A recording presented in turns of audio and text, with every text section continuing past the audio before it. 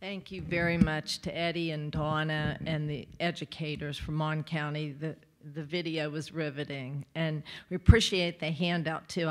It's the back table, right? I had a minute to look at it. It was excellent. I know everybody will want to pick that up. Okay, our next panel is called Connecting P-20, and that's really the vision of the collaborative, is connecting all the way from P all the way up. And in this panel, we are going to have Carolyn Long, our interim chancellor of West Virginia HEPC, moderate. And where is Carolyn? Okay, great. Do you all want to come up and I'll talk as you're moving up? Carolyn is a really special person because I say she can do anything. She leads in any role, and she's had various leadership capacities, including teacher, principal, superintendent, that's when I first met her, WVU Board of Governors, and most recently the president of WVU Institute of Technology. And I'm going to ask her to give a little intro and introduce her panel.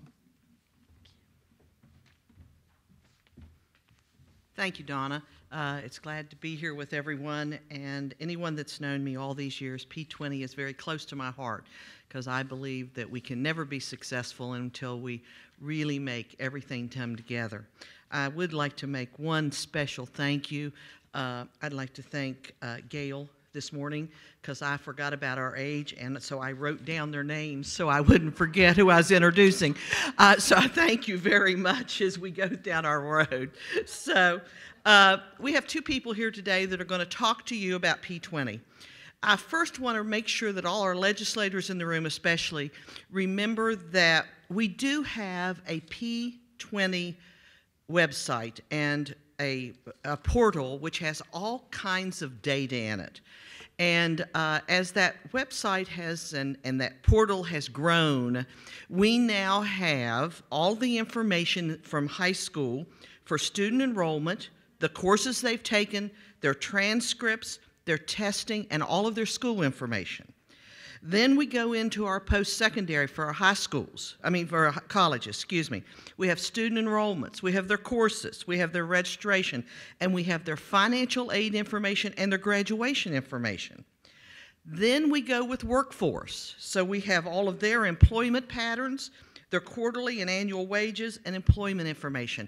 And we can query all of that together and find the information that you all may need at times as you do bills and you need information and statistics. So we have all of that available, and we are more than happy to work with you as you do that.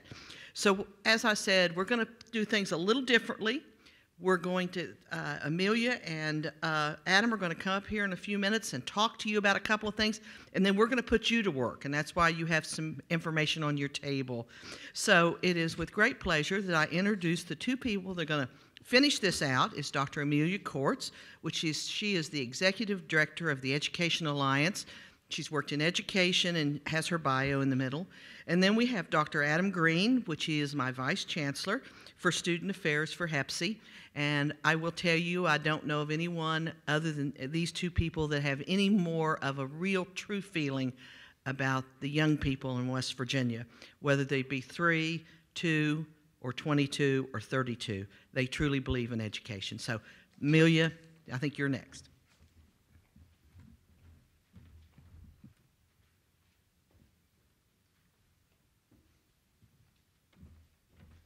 Thank you, Chancellor Long. Thank you, WVPEC, for having us, and thank you, legislators, for sticking with us and really for your passion and support of education. As Carolyn said, we do want to talk about the P-20 continuum. I'm going to spend just a few minutes talking about the PK to 12 side, and then Dr. Green is going to transition and talk more about the post-secondary side. I would like to just say that the Education Alliance, representing business and industry across the state, is really thrilled to be working on an initiative called West Virginia Ready Graduate. And we're going to spend just a few minutes talking about that and then hear from you. But I'd like to begin with some good news and a challenge. How many of you, and I know some of our educators are still in the room, how many of you would recall what our high school graduation rate was in 2010? Anybody have a guess? 2010, so 8 years ago. What do you think? 80, okay, another guess? Okay, our high school graduation rate in 2010 was 76%. 1 out of every 4 high school students was not completing high school in 4 years. What is it today? 89, 90%, okay? That is good news. As all of our speakers have said throughout yesterday and today, if you do not have that high school diploma, your future is bleak, right? The chances for college or a career are non-existent. So I would like to say the good news is our educators have worked very hard to increase our high school graduation rate. Now here's the challenge. The challenge is that the number of students that need remedial work when they get to college and our youth workforce participation rates, the number of young people from 18 to 24 that are either working in college, those 2 data points have not improved during that same time. So what does that tell us? Well, first of all, it tells us that we need to continue the hard work that we've begun around dropout prevention and really move our focus from just getting the diploma to a focus on readiness. And when we talk about readiness, we mean students that have the knowledge and skills and characteristics to be successful in college and career. So that brings us to the West Virginia Ready graduate, which is an example of a graduate profile. If you Google portrait of a graduate or a graduate profile, you'll see that this is a national effort. States like Virginia, Kentucky, South Carolina have all developed a profile or a portrait of the expectations for their graduate. It is not a strategic plan. It is a very simple, clear vision of what students need to, when they graduate, to be successful. You have a copy on your tables. Looks like this. This document was developed with input, first of all, support from the Benedum Foundation and the Steely Foundation supported the design phase of this. We brought together business leaders, educators, higher ed, a well-rounded group of folks. We even had students weigh in and tell us what does the knowledge, skills, and characteristics look like for students to be successful. And you see this on this one-page document. So this design phase was completed in the summer of 2018, and we are now moving into a planning phase, which is why we're excited to talk to you today. We are, from now until the spring graduation season, we're in a planning phase, and at that time, our goal is to launch 20,000 conversations across West Virginia. We want to talk to students, we want to talk to families, we want to talk to chambers of commerce, Rotary, the public, and we want them to engage around this idea of students need knowledge, skills, and characteristics. When we talk about those 3 things, other speakers have said reading and math is absolutely essential, right? That's foundational, that's not going to change. But now we know that our students also need things like communication and collaboration.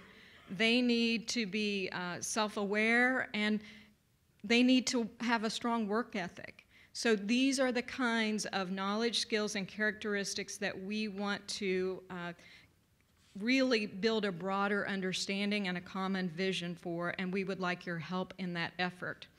One of our key efforts is also around building collaborations. One of our most important collaborators is Dr. Green's office and the West Virginia Climb effort. We also have pilots right now in 3 districts: Berkeley County Schools, Upshur County Schools, and Jackson County Schools. So I'm excited to hear from you, and I'd like to, at this point, turn it over to my colleague, Dr. Adam Green, to talk about the second end of that P-20 continuum, the West Virginia Climbs Initiative.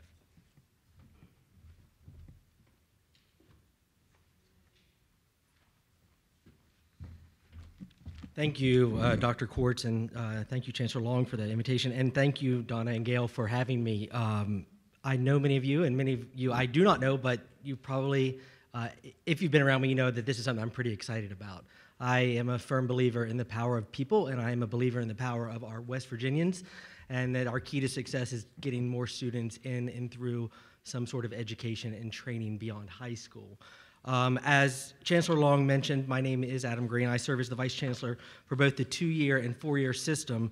And Dr. Tucker, our Community College System President, Chancellor, couldn't be here. She sends her best. But she's part of this effort as well, and I want to make sure that you are aware of that, as are the Department of Commerce and our friends at the Department of Education as we begin to roll this out. Similar to the West Virginia Ready graduate that Dr. Quartz mentioned, this is a national effort. West Virginia was funded recently by the Lumina Foundation to begin this work, and we began in earnest in the spring looking at data and trying to figure out and project, based upon outside data, where we needed to be in the year 2030 to improve our economy and to build upon our human capital. As a result of that came the West Virginia's Climb, and I love it because we're mountain. And you have Drive to 55 in Tennessee, which was mentioned earlier. I've waited 12 years for the state of West Virginia to say where we wanted to be. This is the most exciting thing that ever, and so by 2030, I expect us fully to be at 60% of our population having some sort of credential beyond high school. Like I said, it's a new statewide attainment goal, and we know that it's absolutely critical if we're going to grow our human capital and move our economy forward. We know, and it was mentioned yesterday, that 80% of the jobs that were lost during the recession were jobs that folks with a high school degree or lower credential had. Those jobs have not come back. But the jobs that have come back, we know, are those that have some sort of meaningful credential beyond high school. So it's ever so important that we move forward with this. Some of the data that I do want to just share with you that's up there, you'll see where we stand. One is that 31% of West Virginians aged 25 to 64 held at least an associate degree in 2016. 55% of our recent high school graduates enrolled in college in the fall of 2017. This is the most recent data. And we know that 60% of working age West Virginians need a certificate, as we said. Thus, we sent the goal working with our WVU researchers to figure out what was attainable and what was a tangible goal that we could wrap our arms around and drive policy in this great state. A couple other facts that I want you to keep in mind as we move forward as you think about what the college student looks like today. And I know you've heard this, but if you just to refresh your memory, 38% of our college students are older than 25. 58% are working while they're in college. 26% of our students are parents. More than 40% of our students are below the federal poverty line. 13% live on campus, a little different than probably what we think of when we think of the word college. And 40% of our students are part-time. So I think as we move forward and we think about how we're going to reach this goal, and we think about the different on-ramps, the different off-ramps, the different pathways, we have to think about all types of learners. And that's just not our traditional age, but that's getting our folks back into college and getting them retrained. This is an aggressive goal, and we're going to have to work hard together to reach this goal. But I think that you as legislators can help us because we're very, very early on in rolling this out. We did a soft launch in the summer, but we are very much in the stages similar to Dr. Quartz's work, and we're in the planning, and we need your feedback to know what it is that we can do, who we can reach out to, who we should be partnering with, what potential policy levers could be in place, and what it is that you think is important. As Chancellor Long said, one of the things that we wanted to do, and if you could go forward one slide, we know that we're all mostly educators in here, and we get talked to a lot. Well, we didn't want to talk the entire time, and we wanted to give you 10 minutes to at least talk to each other and actually give us some feedback that we can take back and aggregate as we move forward, because we value your opinion and we need your opinion, and we can't get to every one of your offices to talk to you. So you'll see on your table, there are a couple handouts related to the climb. One is that everyone received, this is the statewide profile. And yes, we copied this off Tennessee. But what's great too, and we have a whole website that you can go to and you can download all this. There's a book, one book on everyone's table. This is every single county in West Virginia with the most recent data that we have as far as attainment rates, developmental education rates, workforce outlook, how much financial aid. All of this is available to you, and we also put it on our website. And there's one copy on your tables. In addition, there's this document here. And what it says is table discussion and feedback. And what we'd like you to do is talk briefly for 8 to 10 minutes. And if you could collect your thoughts as a group, and we don't have to report out, but we would like to someone, if you write legibly, so we can take this back and type it up. If you can think about what the challenges are as we move forward in the West Virginia Ready Profile Graduate that Amelia spoke of, and the West Virginia Climb Initiative. So for instance, one of the early challenges I want you to know that we have identified and we are working hard on is we know how to measure an associate degree, and we know how to measure a baccalaureate degree. In this nation, we are lousy at measuring meaningful credential beyond high school, and we have to redefine that in West Virginia because not everyone needs a 2-year degree as we talk about these on-ramps and off-ramps. So we're working closely with the State Department of Education and some outside experts to come in and help us redefine what that is and what we in West Virginia need to be focusing on, and we welcome your opinions on that. We'd like to also hear about any opportunities that you think that we should consider. We've talked about concurrent and dual enrollment. We've talked about free community college, and we talked a lot about getting adults back into the system. And then finally, if you could share any other information that you think would be relevant for us as we move forward, maybe someone that you know that we should connect with, or if you just want to put your information on because your name, your email, phone number, whatever, because you want to be more engaged in this, we greatly appreciate that. So with that, if I could ask you to take about 8 minutes, then we'll pull you back together and close and try to get us back on time so we can get you all on the road. Thank you.